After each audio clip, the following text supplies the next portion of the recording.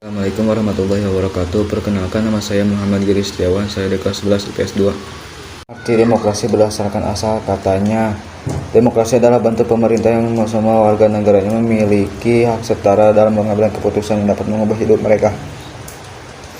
Demokrasi mengizinkan warga negara berpartisipasi baik secara langsung melalui perwakilan dalam perumusan, pengembangan, dan pembuatan hukum. Arti demokrasi menurut KBBI. Arti demokrasi menurut Kamus Besar Bahasa Indonesia adalah gagasan atau pandangan hidup yang mengutamakan persamaan hak dan kewajiban serta perlakuan yang sama bagi semua warga negara. Yang demokrasi menurut Abraham Lincoln. Menurut Abraham Lincoln, demokrasi adalah pemerintahan dari rakyat, oleh rakyat, dan untuk rakyat. From people, and by people. Arti dari pengertian tersebut adalah suatu pemerintahan suatu negara dipegang oleh rakyat walaupun melalui wakil-wakil rakyat, tetapi kemampuan rakyat harus dipenuhi. Macam demokrasi, klasifikasi demokrasi.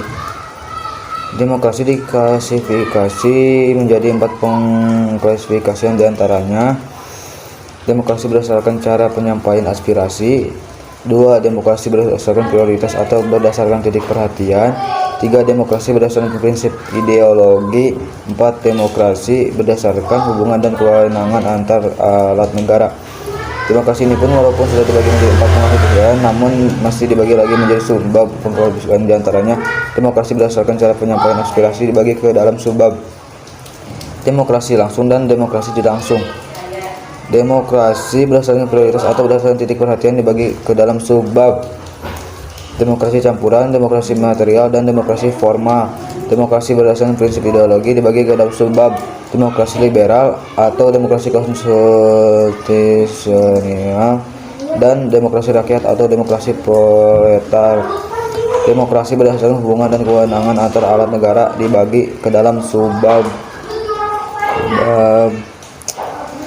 demokrasi sistem parlementer dan demokrasi sistem presidensial.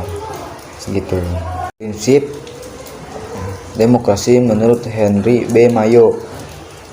1. Menyelesaikan perselisihan dengan damai dan secara melembaga.